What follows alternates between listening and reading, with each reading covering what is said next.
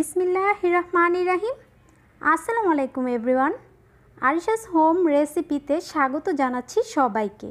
দেখতে দেখতে চলে এলো শীতকাল, আর শীতকাল মানেই আমাদের ঘরে ঘরে পিঠার উৎসব চলে এবং সেই সাথে হাঁসের মাংস খাওয়ার প্রচলন আছে। হাঁসের মাংস শরীরকে গরম রাখে, তাই শীত এলেই আমরা এটা বেশি করে খেয়ে থাকি। তাই আজকের রেসিপিতে আপনাদের জন্য দারুণ মজার হাঁস ভুনা থাকছে। হাঁসের মাংস রান্না করার জন্য এখানে আমি 1 কেজি 200 গ্রাম ওজনের হাঁস নিয়েছি। আমি হাঁসটা খুব ভালোভাবে কেটে ধুয়ে চামড়া সহ নিয়েছি, পানিটা ঝরিয়ে নিয়েছি। আর অবশ্যই হাঁসের চামড়া চর্বি সহ নিলে হাঁসের মাংসটা খুব টেস্টি হয়।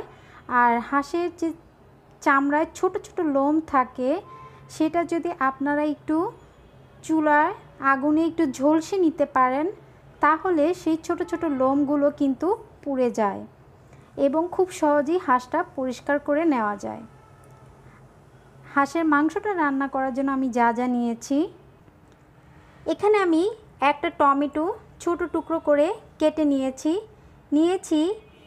1 টেবিল চামচ আদা বাটা, 1 টেবিল চামচ রসুন বাটা, একটা বড় সাইজের তেজপাতা আমি ছোট টুকরো করে নিয়েছি, 2 টুকরো দারুচিনি নিয়েছি, 4টা এলাচ নিয়েছি, 4টা লং নিয়েছি, একটা স্টার অ্যানিস নিয়েছি।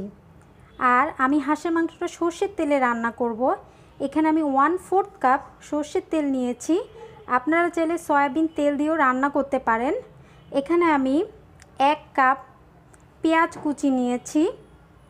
আর নিয়েছি আমি 1 টেবিল চামচ ধনে গুঁড়া, 1 টেবিল চামচ জিরা গুঁড়া, 1 চা চামচ হলুদ গুঁড়া আর 1.5 টেবিল চামচ মরিচ গুঁড়া। এনে আমি সর্ষের তেল দিয়েছি। আস্ত গরম মশলাটা দিয়ে দিব,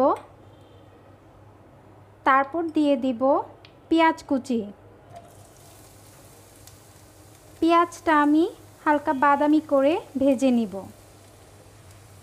পেঁয়াজটা যখন হালকা বাদামি হয়ে আসবে, এই পর্যায়ে আমি ছোট টুকরো করে রাখা টমেটো কুচি দিয়ে দিব, সাথে 1 টেবিল চামচ আদা রসুন বাটা আর শুকনো মশলা হলুদ মরিচ জিরা ধনে গুঁড়ো দিয়ে দিব।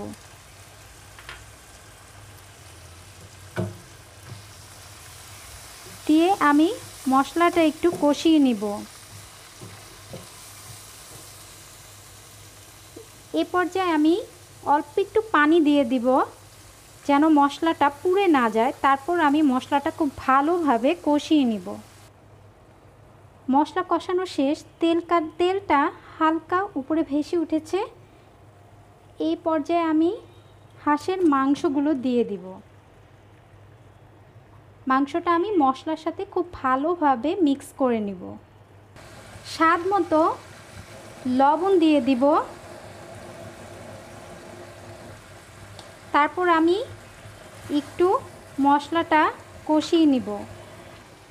চুলার আঁচটা মাঝারিতে রেখে একটা ঢাকনা দিয়ে ঢেকে দিব। ফিরে এলাম 15 মিনিট পর। মাংসটা থেকে কিন্তু প্রচুর তেল এবং পানি বের হয়েছে, কারণ মাংসতে আমি কিন্তু তেলটা একটু কমই দিয়েছি। হাঁসের মাংসতে কিন্তু চর্বি থাকে, আমি চর্বি চামড়া সহ নিয়েছি, তাই প্রচুর তেল বের হয়েছে।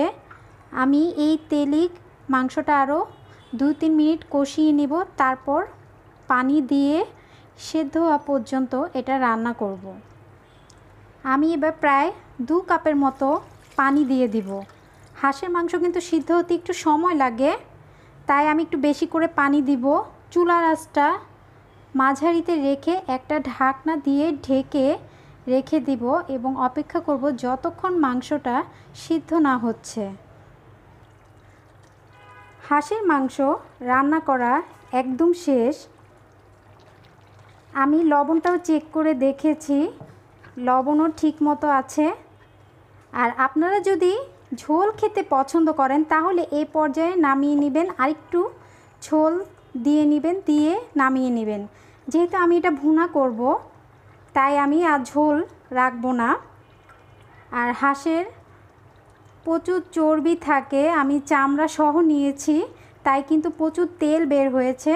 মাংসটা রান্না করা একদম শেষ। এবার আমি এটা পরিবেশন করে আপনাদের দেখাবো। এই হাঁস ভুনা যে কতটা টেস্টি আপনারা বাসায় তৈরি না করলে বুঝবেন না। হাঁস ভুনাটা আপনারা খিচুড়ি, পোলাও, ভাত অথবা চালের রুটি দিয়ে খেতে আমার কাছে দারুণ লাগে। আপনাদের কাছে কেমন লাগে অবশ্যই কমেন্টসে জানাবেন। যারা এ পর্যন্ত সাবস্ক্রাইব করেছেন তাদেরকে জানাই অসংখ্য ধন্যবাদ।